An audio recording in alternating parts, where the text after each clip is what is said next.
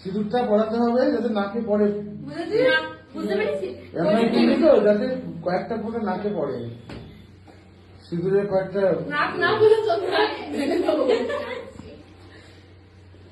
তিনবার পড়া কিন্তু। হ্যাঁ তোমার যেমন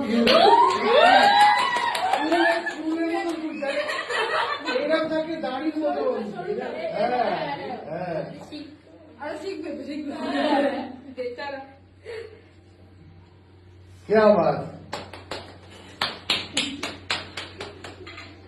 বেচারা হাত কাঁপছে।